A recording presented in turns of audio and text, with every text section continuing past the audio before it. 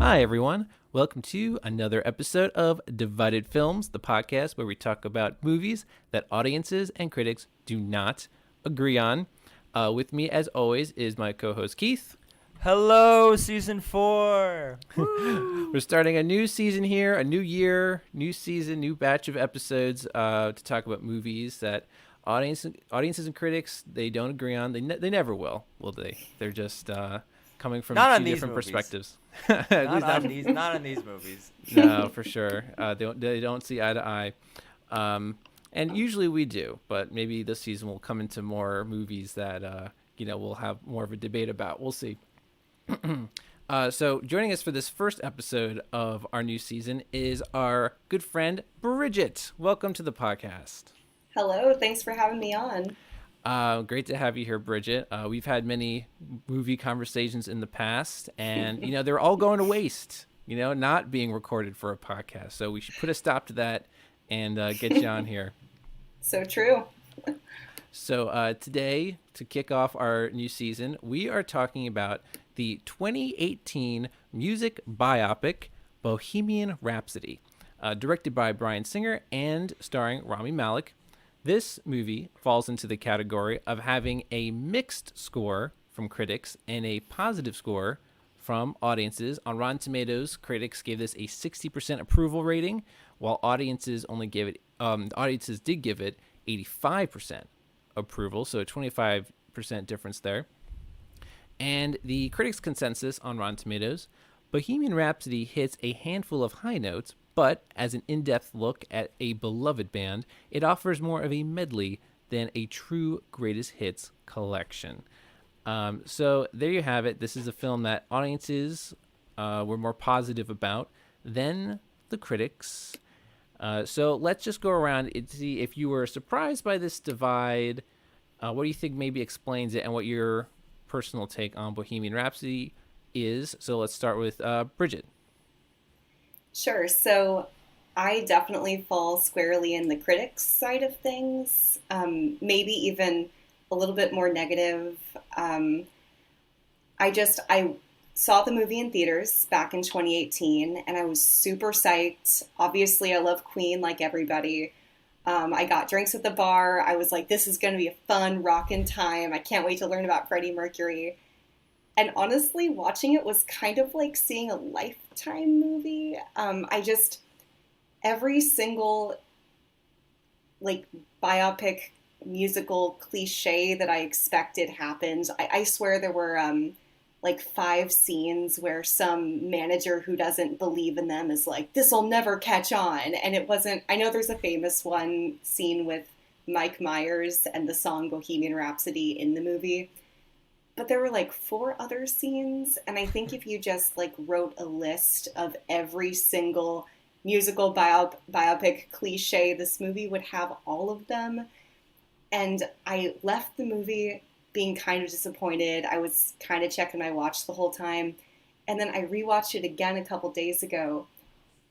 And it's, since I wasn't in the theater that time, I didn't even get the cool like rock like concert scenes, because I'm just watching. I'm like, oh god, I could be watching Rocket Man right now instead. There you have it. Yeah, you know what? If you were to maybe do like a drinking game of music biopic cliches, right? This would probably check off every item on the list, and you'd be pretty drunk by the end of the movie.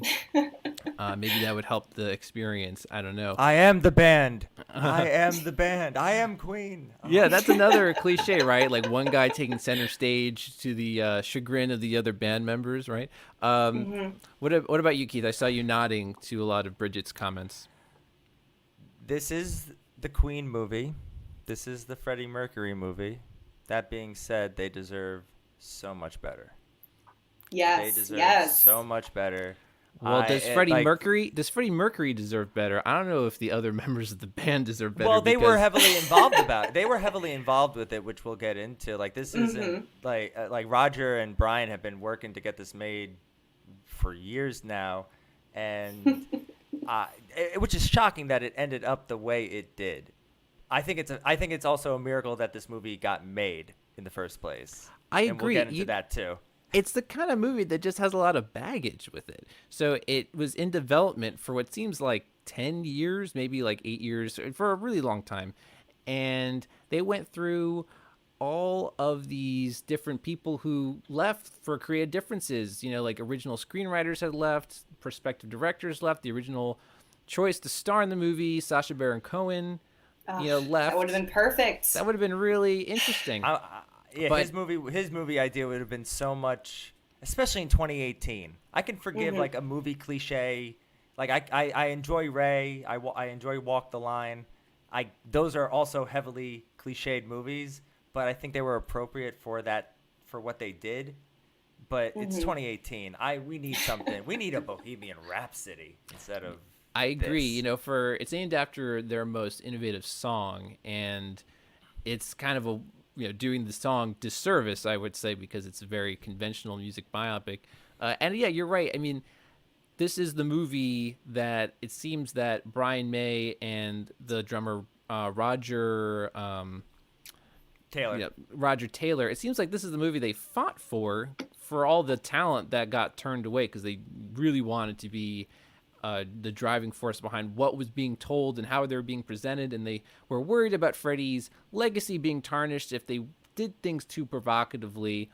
But I think it is just a disservice to Freddie Mercury himself to just not be daring, right? Because he himself was so daring. This movie so sanitized, took no risks, and None. I guess if you're a musician who has no idea how to make movies, you want I just want to entertain people, but it just played it so safe, and it ended up being just lackluster, disappointing. Even I'm willing to say I detest this movie.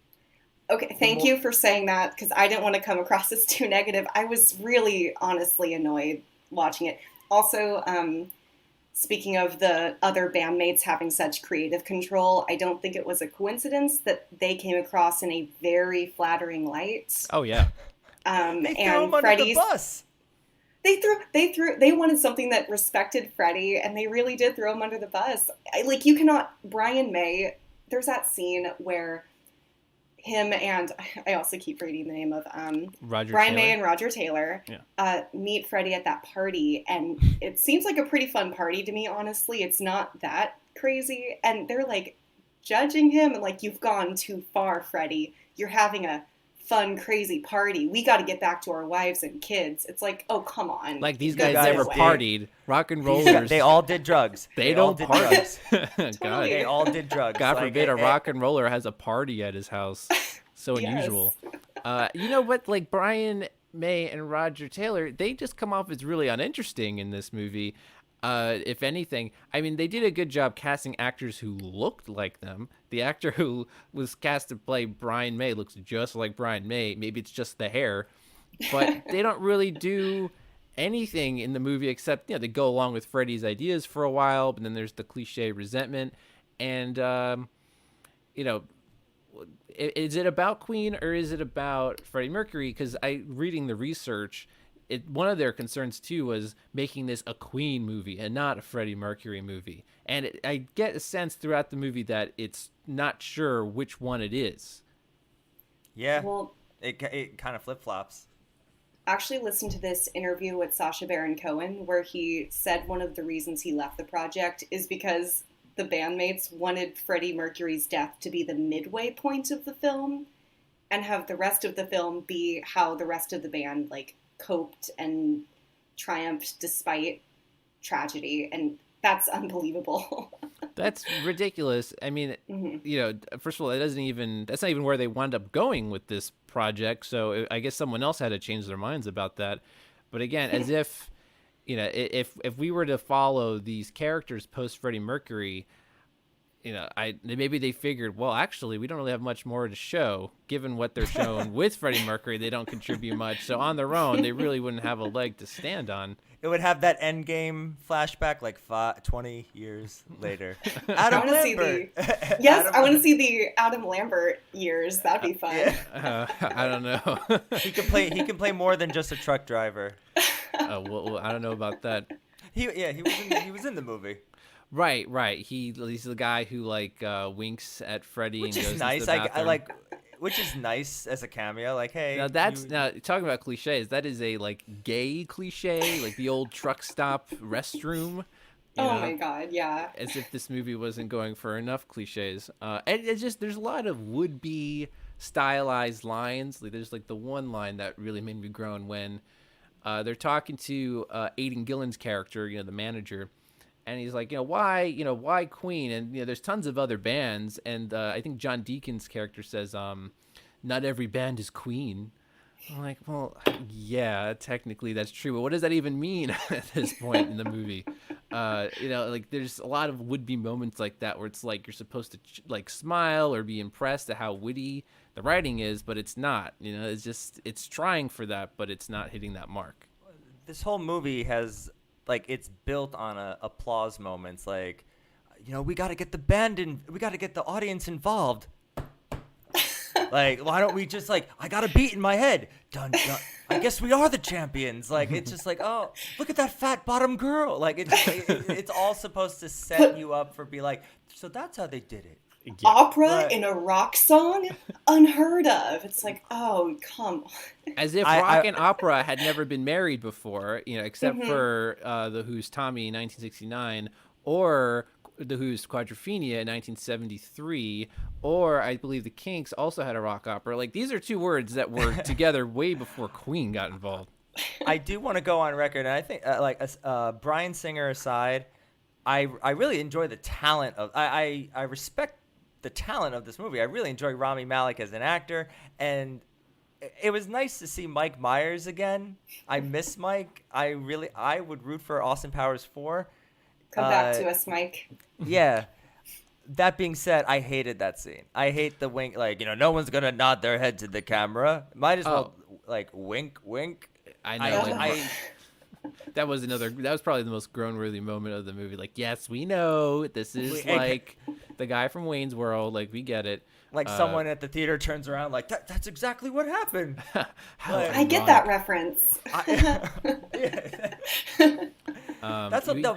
This entire movie is I get that reference. Right. And, audiences are, prone to fall for those kinds of things. These are things that they have enjoyed in past movies. So there is like a familiarity to this film that I think that certain audience members would enjoy, I suppose. If you do love those, again, very cliched music biopics, then, sure, this is the movie for you. If you like the same thing over and over again. And that's probably why the audience score was so high. Exactly. It's, sometimes audiences like that sense of formula, as frustrating as it can be for more like seasoned filmgoers. Well, this is an event movie. I totally get in the theater, like there are people dancing in the aisles, like that. Especially you're seeing a concert, especially like the last 15 minutes is a concert. I do think last 15 minutes, the Live Aid scene is probably the most impressive scene of the whole film, and two, that's probably what sells it for the audiences the most. The movie does end on a high note, pun intended, and it's the last thing that the audiences are left with is this big glory moment of Queen, having their last hurrah, and so if that's what you're left with feeling at the end of the movie, that might carry with you leaving the theater, through the rest of the night, and then your last memory of a movie usually is the last thing you felt. So. But then if you go back and think about it more, through a second rewatch, it's like, oh, wait a second, like there's all these other issues with the movie. And this movie does not warrant a second rewatch. Like, I don't think people seek a second rewatch of this movie out. Some might do, but you're still feeling the afterglow of this movie to be like, I liked it. It was fun. Like, I think it's better for people if they don't watch it a second time. No, exactly, because then you like remember all the things before that last scene that didn't work. And enjoyed the show. Thanks, man. Thank you. I've been following you for a while, actually. Smile. Makes sense for a dental student. And you're astrophysics, aren't you? Yeah. Makes you the clever one. Yeah, I suppose it does, yeah. I study design here. Oh, yeah? Yeah. Also, write songs. Might be of interest to you. Just a bit of fun, really. You're 5 minutes too late. Our lead singer just quit. Well, then you'll need someone new. Any ideas? What about me? Not with those teeth, mate. You know what really rubbed me the wrong way too? My least favorite aspect of this film is the villain. The Paul Prenter character, is that his name? He now listen, I know this guy in real life did do things like talk about Freddie's sexuality to the press and sell the story and stuff, and maybe he was as controlling in real life as he was in the movie, but he is filmed and like acted out in such a super slimy villainous way. It was taking me out of the picture completely. You know, the one scene where he like Littlefinger, you know, in the limo, and Yes. he's, you know, he fools the guy and tricks him into getting fired. That whole thing, the look on his face is as if he's like a James Bond villain or something. He just pulled off this major move, like, you know, checkmate. And I'm like, ugh, like this is my least favorite thing about old movie cliches is this one-dimensional, super slimy villain type that is just, for me, dragging the film. He just is giving me this bitter taste in the movie. And again, this is very much the perspective of Brian May and Roger Taylor. They clearly dislike this guy a lot, and it shows in the movie. This is like the most unreliable narration or perspective in a movie.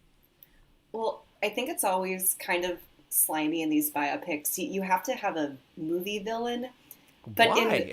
This is a real story. You don't.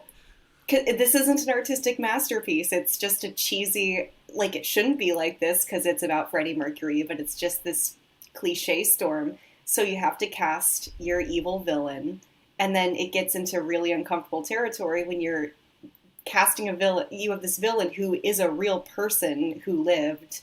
And then, of course, it's from the bandmates' perspective. And like you said, they didn't like this guy. And this guy has living family who obviously didn't like that he was this cartoonish evil villain. It's just really rubbed me the wrong way. It is like the most morally bankrupt part of the movie. It's like, it's almost as if every problem this band has, it was this guy's fault.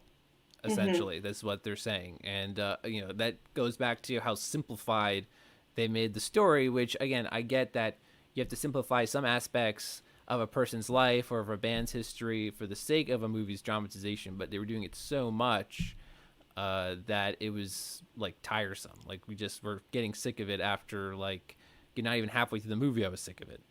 They didn't have to go the route they did, though. I mean, for any of these like choices, I'm surprised a movie like this got made in 2018 when it's hard to take this movie seriously or any biopic seriously after watching Walk Hard. Like, Yeah. no, and I'm like, like there are points in the movie, and I know I'm not the first person to make that reference, but as I was watching the movie for the first time, I'm like, this is Walk Hard. This is following the, like, don't you get involved in this, Freddie, or like this dad, like the wrong kid, like it's all the stereotypes. It just made it. I was laughing at the movie. Right, the disapproving parents at the beginning. Like I saw one of the critics' reviews was something along the lines of how Bohemian Rhapsody is the kind of movie that Walk Hard tried to prevent, you know, or put an end to. Yeah. Right? Like, okay, after Walk Hard, it's like, all right, fine, we can't get away with this anymore. And Bohemian Rhapsody's like, maybe we can get away with this one more time. It's like, no, They were right. And one of the reasons why I detest this movie, and it's not often I detest a movie, is because this movie was successful. Rami Malek, this movie did win Oscars, and that's okay. But Rocket Man did things creatively differently. It was just as good, if not better, in my opinion, and got nothing. Like, it basically got swept under the rug, and that's what makes me, like, angry. It's honestly one reason I'm so dang mad at this movie. One, because it prevented a really good Freddie Mercury biopic to be created, and two, because it totally ruined not Bohemian Rhapsody. It totally hurt Rocket Man's chances. Like, Taron Egerton would have absolutely won an Oscar if Rami Malek hadn't won it the year before. And Rocket Man is infinitely a better movie, despite also hitting a bunch of cliches. But it does it tried to be way more different. authentic. It tried to be different. Right, it takes risks. It was and, fun. Yeah, and Super fun. High energy. Yeah, exactly, and it kept up the energy, and it's taking chances, and it's basically doing a lot of things we wish this movie had done. And I also feel like this movie loses a lot of the energy. In fact, probably the thing also that irks me a lot is the fact that the parts of the movie that drag for me the most are the parts about Freddie's life. I thought the parts where I was getting more into it were, as silly as it was, the parts where they were writing their music, performing their music, touring, that kind of stuff. I thought, that was, had more energy to it and a little more fun. And then all the parts with Freddie just seemed to drag and just be a little too overly sad. And I think that's a shame. Freddie's scenes, the parts in his life should have been more interesting than I think they tried to business shy of the away band. from that. Yeah, they and tried to that's I a found shame. it kind of like, especially like insulting, like what they did. I can't remember Jim Hutton. Yes. How they just like, it's like they forgot him, and they're like, we give him 2 scenes. It's Write like, it back make into him- the make him, movie. write him into the movie. Like it's just like it's like, oh yeah, this is the guy who Freddie spent like the last years of his life with, and he was the caterer, and he picked him up right before Live Aid. That's it. Like that's so insulting. They're also like, oh no, we forgot to put positive gay representation in this movie. Exactly. Yeah. Exactly. Like, hello. Like all of a sudden when he like goes back to Jim Hutton right before Live Aid, now they're boyfriends. Like they're holding hands at meeting his parents like right before the concert. Like, wait a minute.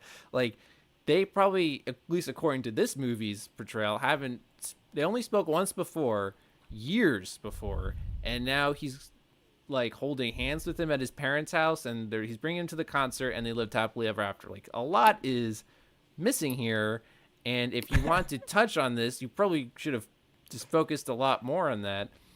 Part of me even was thinking that if they really wanted to dedicate enough time to tell Queen's story and Freddie Mercury's story together, maybe they should have done a miniseries and really done some deep dives. Instead, they're doing this very unfocused project that, narratively it's unfocused, and then also creatively it doesn't really even know what it's trying to do.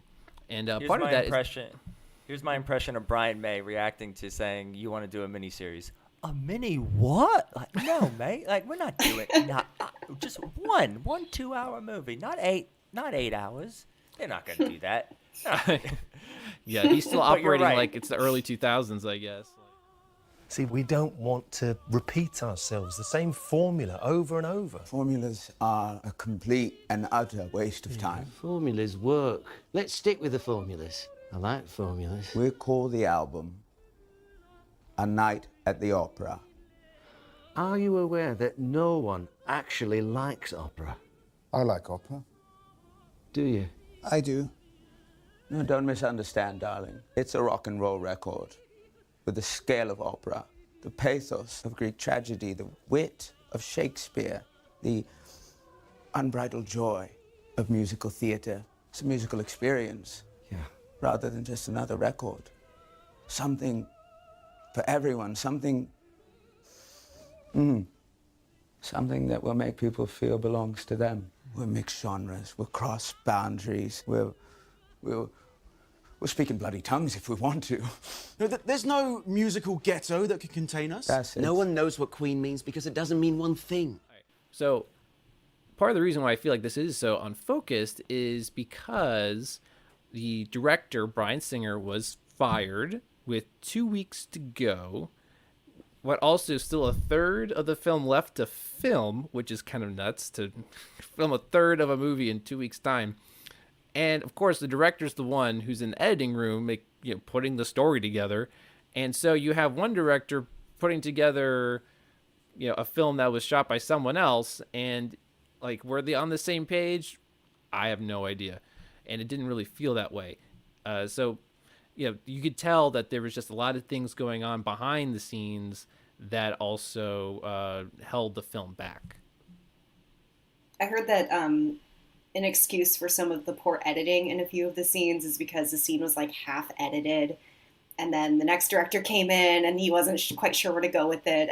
At least that was the explanation for that scene that went viral where they're meeting with Aidan Gillen's character, and it's like shot, shot, shot, shot, shot. Like, it's the most bananas editing I've ever seen in a movie. And this movie won an Oscar for editing, so what do I know? What are they thinking? The movie notorious for its like very bad editing somehow wins best editing. I didn't really see I mean, it was just there's just tons of reaction shots that seem kind of pointless, right? Like even during the Live Aid scene, there's just they keep cutting back to just people like watching like over and over and over again, and that kind of also is just kind of strange to me. Like, okay, we saw that person's reaction 3 times already. Why do we keep going back to that?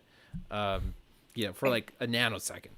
Maybe they think to keep up the energy, they have to like make us motion sick with all of the different. It's not enough changes. energy to have freaking Freddie Mercury like running around stage and doing his thing. That's not enough energy to hold a viewer's attention. We have to get a bunch of people watching. The director did. Both of them didn't trust that the audience would go into this expecting more, and I guess they were right because this movie made a ton of money. But it's like, oh, we gotta like jingle keys in front of people and make sure that the attention is held. I will say, despite a lot of the terrible editing choices, there are some scenes I think are really well done in terms of just the style.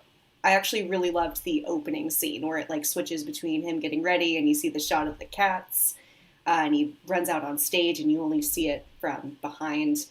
That was really engaging. And then the ending was really good. Kind of on your point of like, oh, it finished really strong. I think it started really strong, finished really strong. There were a couple interesting music videos in there.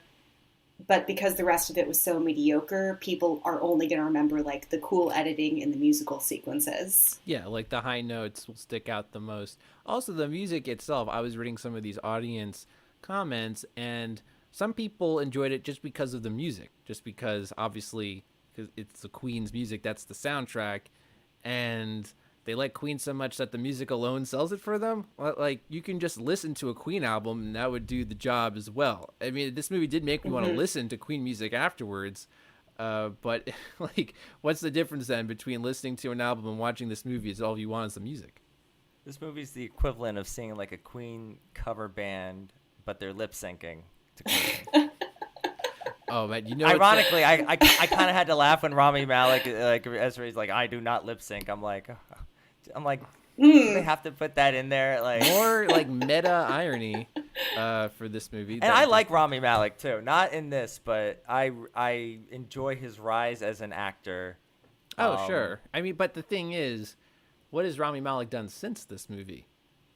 I don't know. He's in a movie that they're promoting. Maybe to timestamp this movie, I keep seeing ads on YouTube where he plays a detective with Denzel Washington. And what? It's coming. It's like one of those, detective, the little things. I don't want to date this movie, but like I keep seeing ads of it on YouTube. He's still working. Oh, he's gonna be the Bond villain whenever that movie comes out. Oh yeah, okay. No Time to Die. Okay. I'm sure by the time this airs, it's still not out. Yeah, well, by the time whenever someone listens to this, it's still not out. Oh, for sure, yeah. Being how things are right now. I think 10 years from now we might be seeing it. Yeah, Daniel Craig can finally retire. Yeah, who knows? I think Rami Malek, probably the best thing I liked about his performance was the fact that he's bringing that sense of vulnerability to the character, right? Because you do. Everyone I think knows by now that on stage Freddie Mercury has that bravado, but then off stage in his own personal life he was much more guarded, insecure, and I think Rami Malek does a good job kind of balancing that. But the problem is I feel like Rami Malek is just so largely unsupported doing that, and he is kind of like doing all the heavy lifting in this movie, and I feel bad that he's not getting the support from his supporting cast or from the director or just from really any other aspect of the movie. Like, he alone is carrying this movie, much like Freddie Mercury carried Queen. Rami Malek is carrying Bohemian Rhapsody. Rami deserved a better movie to be Freddie Mercury in. Yeah, absolutely. Now actually, hold on. Yeah. I know he gave a shit, and I do like. And like reading the fun facts, like he put himself through movement training, and he did give a shit. He studied a lot about Freddie Mercury's life, and through that studying, he became an even bigger fan of Freddie Mercury than he had been before. Who wouldn't? If I became Freddie Mercury, like who? But I hated him after I learned more about him. That being said, I think Freddie Mercury is such a. There's a fine line between a real performance and like the SNL caricature performance, and I know Freddie. It's a hard line to walk, and I think Rami kind of leaned towards SNL caricature. Like I feel like I was watching a caricature performance of him enough that it's just like. I look. I love Mr. Robot. I supported you, Rami, when you were Kenny in Grounded for Life, that Fox sitcom. I really enjoy his rise as an actor. I do not like this movie, and I don't like his performance. Wow, that's a hot take. Now, I have a hot take for you as well. So this movie, you can say, is like a lot of like flash, not a lot of depth, and maybe just sort of remembered for like its leading man. You could maybe say that about the band Queen. I mean, I like Queen's music a lot. It's catchy, but is it like deep music? Is it innovative music? No, it's it's got one of the best vocalists of all times. Freddie Mercury makes that band. But besides Bohemian Rhapsody, does their music really push the envelope? Most of their hits, I don't really think so. I think a lot of their music was just really catchy commercial music, and there's a place for that. And maybe this movie, you could say, because it's being again like controlled by those two members, Brian May and Roger Taylor, they kind of what they made their band, they kind of made their movie, so to speak. So I weep every time I listen to Fat Bottom Girls. How dare you? You weep with joy, or you weep with sadness? I'm so moved. Oh, okay, I see. No, I love my Queen, playlists, and I love listening to their stuff for sure. I, however, do not like to hear people do Queen at karaoke. That rarely goes well. I can't tell you how many times the atmosphere of a karaoke bar has been destroyed by someone's ill attempt at doing Bohemian Rhapsody. And absolutely being a total dumpster fire. So listen to their music. If you must sing it at home. Don't bring that into a karaoke bar. Coming from the supersonic man himself, JJ. Just call me Mr. Fahrenheit. We Will Rock You is pretty much made to be like shout while drunk at a bar, and then everyone's gonna like, I think that is a perfect song. Bohemian Rhapsody, definitely not for karaoke. No. I mean, maybe, if you do We Will Rock You into We Are the Champions, and then, everyone drunkenly has their arms over each other. Yeah, we are the champions, my friends. If you're drunk, you can enjoy that. Anyone who walks into the bar at that time still sober probably will have that ruined for them. But I feel like I've only seen that in commercials. I feel like I've only seen that happening in beer commercials. yeah, maybe. One day I can be a part of that. No, but enjoy it. God, this movie should have been like an artistic rock opera, like mixed it with like a biopic. I hate that they went so safe with it. You know what? Maybe you could do. So later this season, we intend to talk about the film Across the Universe, which is like a Beatles jukebox musical. What if you did a jukebox musical with Queen? Specifically, what if you did like A Night at the Opera? Because that was like the focus point of this movie. Like the Night at the Opera album and its recording. You could do like a rock opera of A Night at the Opera and make something totally like stylistic and crazy and a mishmash of like all different kinds of things and be experimental. That would be really cool to see, as opposed to this very like Hollywood formulaic biopic. I would love to see something like that. There's all kinds of potential out there. Did you guys Do you guys have a favorite Queen song that you go back to every time? I know, Bridget, you mentioned Fat Bottom Girls, but what is like? Have you been a Queen fan for long? And like, do you have any particular favorites you like to go back to? Frankly, when I say I love Queen, it's like I love greatest hits. Yeah, it's Fat most Bottom, people. Fat Bottom Girls is still my favorite Queen song. It's just really, really fun, and it's got this great energy, and I haven't gotten bored with it from having to hear it at too many sport events. So, but the songs that I have heard and love are just like so rockin', are like some of the best rock songs of all time. Right. Yeah. I mean, I listened to a lot of Queen music like on the classic rock radio growing up because that's the station my parents had on when we would drive around. But the Night at the Opera album, I've listened to that album so many times also as a kid that I sing those lyrics from heart. I know that album back and forth. And this movie like also kind of worked on me just for having so much focus on that album, and then the one song, Love of My Life, got attention to it, and I feel like that song rarely gets attention. So, like, if you are a Queen fan, this movie does a couple things that will, like, pull at you that make you want to like it. But I was resistant, but I think other Queen fans fell for it. Were there any scenes of the movie where it's like, as a Queen fan, like, only I can understand this, and maybe Keith and I don't quite get... Keith, I don't know if you're a huge Queen fan. I mean, they're a good gateway. To me, they were my gateway into like music, into like really delving into music in high school. It's just like, okay, like I know this song, but I want to like Don't Stop Me Now is my favorite. Like if you can montage, like film me dancing to it, like montage style, or singing with Paul Rudd. Like I love that song. I think I would kill at it at karaoke, by the way. That's what everyone thinks. That's what everyone thinks, but now I'm going to step back. I'm going to take a step back. I'm going to cross that off my karaoke song list. Yeah, no, I did see like or like one of those like YouTube documentaries on like Freddie Mercury, and the more I like look into him, the more I'm fascinated by him. I am fascinated by his confidence, the stories that you read, and I'm like, I got none of that in this film. I got a sense of it, but they're like you did your research for this movie. I'm very, I always appreciate a guest that does their research with like the Howard Stern interview, and like we should have gotten some of those like heavy stories that he was talking about. Well, if anything, this movie makes me wish I was watching a Freddie Mercury documentary.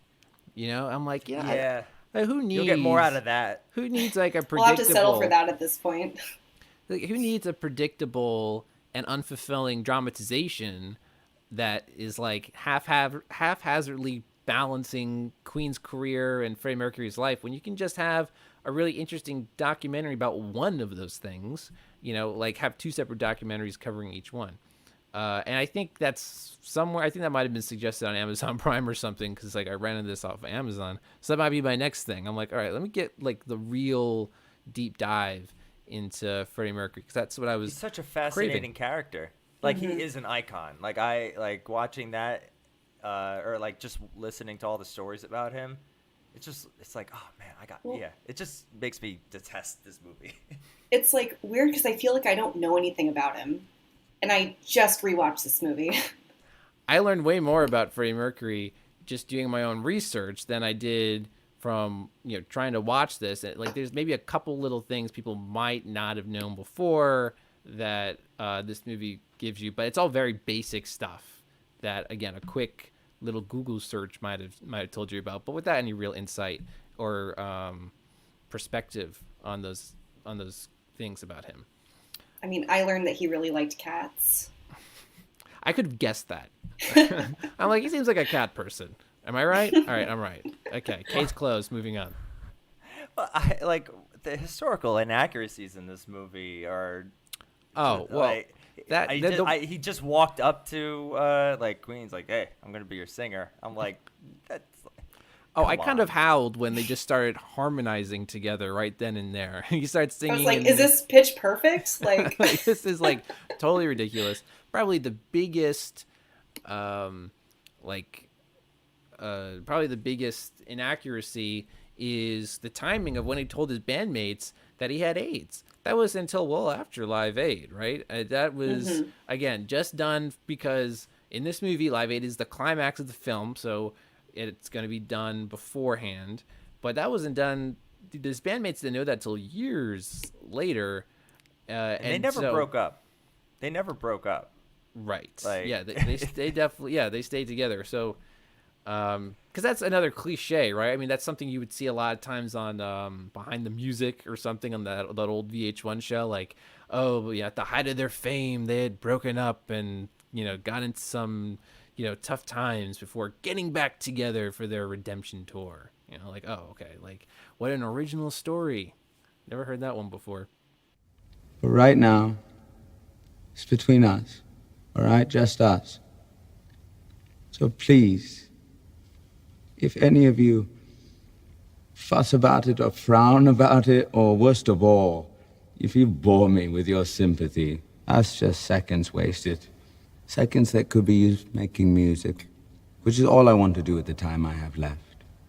I don't have time to be their victim, their AIDS poster boy, their cautionary tale. No, I decide who I am. I'm going to be what I was born to be. A performer who gives the people what they want.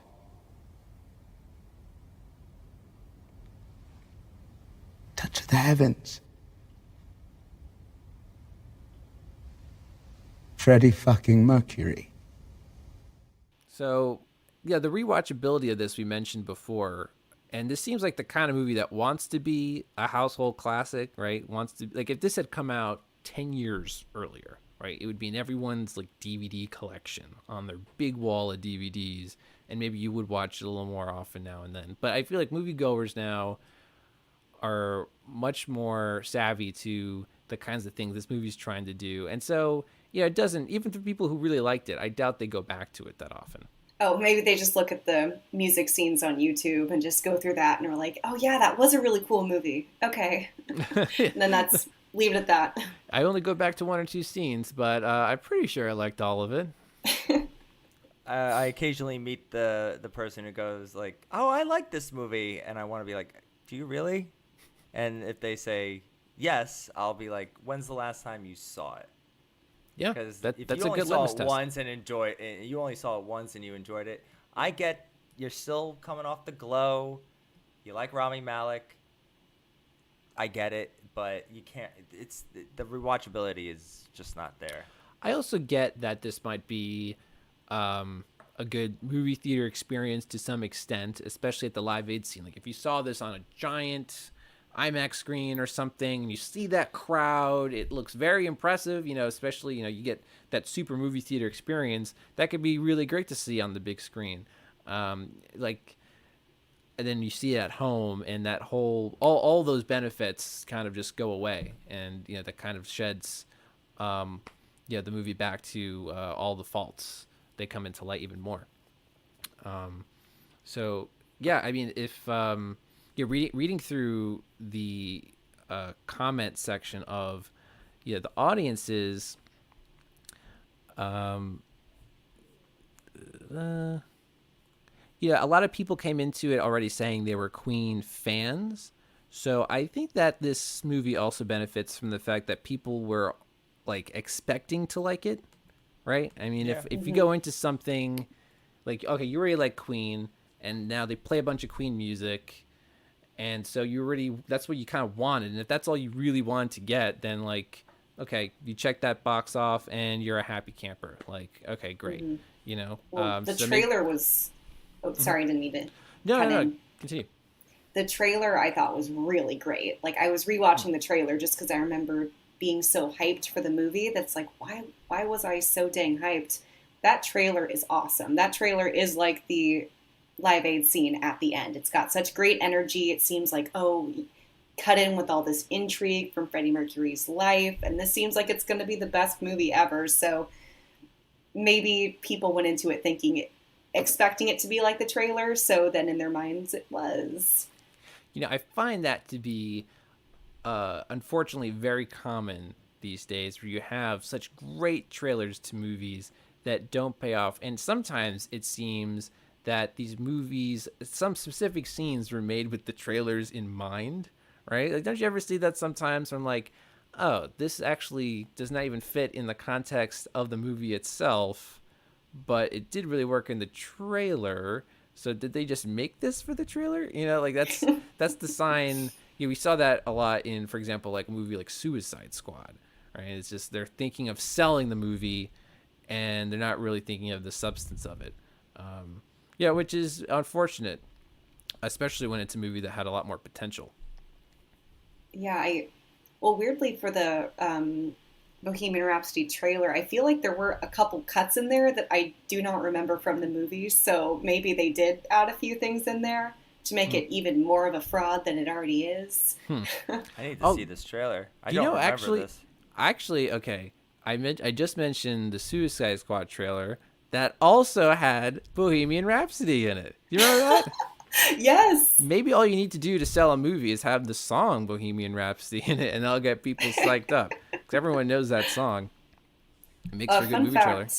I think what was it? The editors of the Suicide Squad movie, the main business that organization does is put together movie trailers.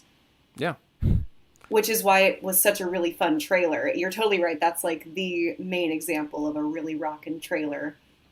The ninth company that movie went to help edit their film is trailers. Yeah, they did do it. I need to see this Bohemian Rhapsody trailer. I definitely got people in the seats. This movie made it made $900 million. It was a success. Yeah. And it's starting. We're in the trend now of. We got Rocket Man. We got there was a Motley Crue movie on Netflix. And basically, we got an Elvis movie coming out. Madonna's directing. I really hope Madonna is listening to this podcast and she promotes it, because she's directing her own musical biopic. And the lesson here is we don't I'll stick up for Madonna. Every hit that she had in the 80s, knockout. She is hitting grand slams. Yes, we know, Keith. We know. She could make her own. She could do something so different here. Yeah. No, yes. I think we can all agree with that, except for whatever Madonna haters are out there. But we won't have them on this podcast. But I'll say this: I don't know if I like the idea of Madonna directing her own biopic. I'm not trying to knock down Madonna. It's not my suggestion. I'm not knocking down Madonna. I'm just saying no person should direct their own biopic. I don't know. That doesn't sound like a good idea. I mean, not that the members of Queen who were involved in this movie were the directors, but they were certainly involved enough that it held the movie They were back. involved enough. Yeah. You know what actually also comes Too to much. mind in terms of maybe like a movie, like a music biopic that is doing something different and captures the spirit of its subject, was that Bob Dylan movie from years and years ago, right? The one where they had all those different actors playing Bob Dylan. What was that called? Was it like something like I'm Not Here or something? I'm not there. I'm not anywhere. But that was a movie that really was, again, Bob Dylan, this innovative, legendary musician. They gave him a movie and a depiction that was totally different and out there. And that's what you really have to do. Yeah. Whatever the subject is, you have to capture that. And it just seemed like this movie was too focused on the Queen aspect and not focused on the Queen of Freddie Mercury. Okay, let's see what we're running at. Okay, so if there's any other aspect of this movie you want to bring up before we go on to our own critical assessments. I Bridget. will say we haven't discussed the elephant in the room, the prosthetic teeth. Oh, I didn't think that would be the elephant in the room. I feel like we're all talking around it. Like, we got to tackle this head on. Yeah, What I do you didn't want to think of the say teeth? it. I was afraid to bring it up. I mean, what can you say? Freddie Mercury had those teeth. That's what gave him his amazing vocal range. Right? Or supposedly, I don't know, but I feel like vocal cords have a lot to do with that too, not just the teeth. But I don't know. Were they too much for you guys? Do you think it was too ridiculous looking? I mean, I think part of the reason Rami Malek got the Oscar is because he was able to act so well despite having to have prosthetic teeth. You know, the Academy really go nuts for that kind of thing. His Oscar had prosthetic teeth like on it. That's what, Yeah, there were a couple of things. There are a couple weird enough as it is. There were a couple of parts. I just felt a lot of times things were missing in this movie because they were trying to do, you know, both the band and the personal life stuff. They just had to gloss over a lot of things on both ends. So, you know, I was kind of hoping maybe they would show a little bit of when Freddie Mercury did the collaboration with David Bowie on Under Pressure. You know, maybe just have like an actor do a cameo as David Bowie and just a quick little scene there. Or I don't know, even in the early stuff when the band's getting together, like all of a sudden, you know, he's performing with them as if they'd been doing this for years and it's only their first show or something. You know, it just seemed like they would skip over things. I just felt things were missing. Like John Deacon literally walks on stage. Right. And he was, I read, the fourth bassist they had before they took off. You know, he was just the one that stuck. I can understand like cutting out like the three other bassists, like just for time's sake, but like John Deacon is just like, like I'm here to play bass. Like he's Sir kind of appearing in this movie. Yeah. I don't even remember his intro. He must have like really slipped in quick. I demand those first three bassists. Who Also, were they? That's the boy from Jurassic Park, all grown up. Joe Manganiello. Oh, that's awesome. And again, another actor who looks just like the guy he's portraying. I mean, you know, good job. They got the wig. They got the perm. Yeah. Dead on. I mean, the facial features, too, like really are very similar. So good on casting. But, you know, you get these actors who do look so much like the people they're portraying, but they don't do anything with them. They're just there. Like, come on. Like, if you get this actor that looks so much like its subject, you would think the actor would want to do something, you know, with that potential. But no, they do not. The script would not allow any potential quality acting outside of Rami, so I give those actors a big pass. I'm really speaking of the script, just briefly. The script is written by like a pretty good screenwriter. He did like British biopics before. He did The Darkest Hour, Theory of Everything, and The Two Popes. The guy knows how to write.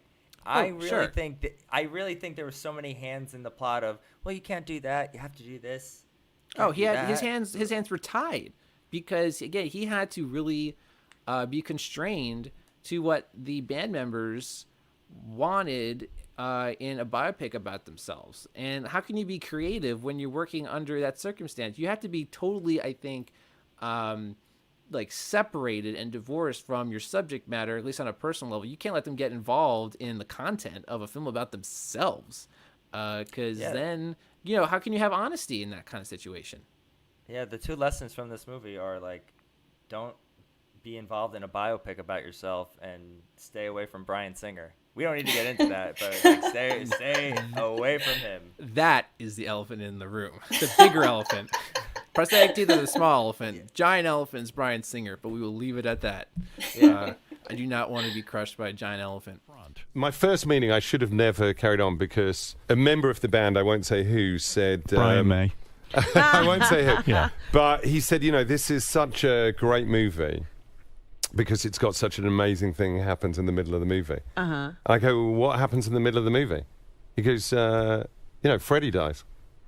Middle of the movie. I go, oh, right. All right. So you mean it's a bit like Pulp Fiction? You know, the end is the middle and the middle is the end. I go, all right, that's really... That's a wild movie. All right, that's interesting. I never thought about that. He goes, no. Normal movie. I go, so wait a minute, what happens in the second half of the movie? He said, well, you know, we see how the band carries on from strength to strength. And I said, listen, I go, not one person is going to see a movie where the lead character dies from AIDS and then you carry on. That would be just the craziest movie. Guys, we've got to carry on. Just wait till you see the movie I do about you, Howard.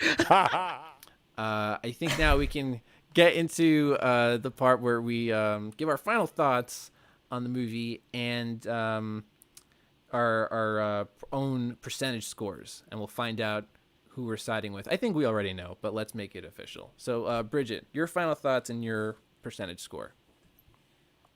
Final thoughts. I think one of the worst things a movie can be is mediocre. Like, if it were really, really bad, I will watch it 1,000,000 times. If it were incredible, I will see it 5,000,000 times. So for this movie, I'm siding with the critics. It's painfully mediocre, and I will give it 45%. Yeah. Okay. Yeah, I agree. Like, in the middle that's like the deep valley that's like the dead zone, basically. You know, I agree. If it was like so bad, it was like campy and ridiculous, it'd be like actually maybe a fun time. Maybe it could have been like a midnight theater sort of thing, you know, where they made it was so bad you maybe could get a kick out of it. But no, it just is. It's just them writing the Flash Gordon's music. Oh yeah, that's another thing too. The Flash. I don't even know if there's a scene where Freddie is wearing the Flash shirt, which he wore a lot around that time to promote the movie. So again, you're covering their careers, but you're not really doing it. I don't know. But Keith, what's your final take? I hate this movie. No, for all the reasons that we talked about, I hate it. And the fact that it's mediocre makes me like just of what could have been. And I don't want to speak for Freddie Mercury, but I like to think that he would have hated it too. I am giving this a 30. Nice. Yeah, I think maybe the words he would have used is something along the lines of like dreadfully dull or something like that. You know, My teeth aren't that big. I would like to think he would use like overly flourished language to deride this film. Yeah, I agree. I think that ultimately this movie is very pandering. It thinks it's doing things that are new, and it thinks it's being flashy and cool and fun, but it's not. It's very predictable and just frustrating. Not just the wasted potential, but just it acts like we haven't seen these things before. We have. Yeah. And many times. Many times. One of my least favorite things of a movie is just the pandering. You know, just an insult to the viewers and not trusting the viewers to want something bolder. You know, we want to know Freddie because we love Freddie, and it's kind of ridiculous to think that a movie that would be provocative about his life would tarnish his legacy in some way. People are going to still love Freddie Mercury no matter what. So that's a shame that you don't trust the fans. So I would give this, I'd give it like a down the line 50. Right down the middle. Like it's it's being the bare minimum of what's competent, but not doing really anything above that. It just barely is. It's 50 to me. We were talking about mediocre and down the line. That is the dead zone. You know, not enough good stuff to be good, and not enough bad stuff to be so bad. Just like blah.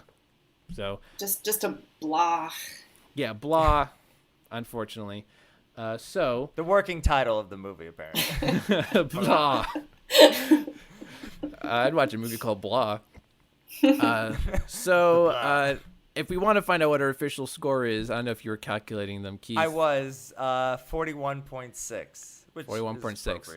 Which, we're even lower than the critical score, but that is the closest score to where we are. So I officially decree that on Bohemian Rhapsody, we are siding with the critics. Like I said, audiences really like this, and people enjoy this movie. Good for them. I actually sometimes get jealous of people who are able to enjoy something that I wanted to enjoy, but just wasn't able to.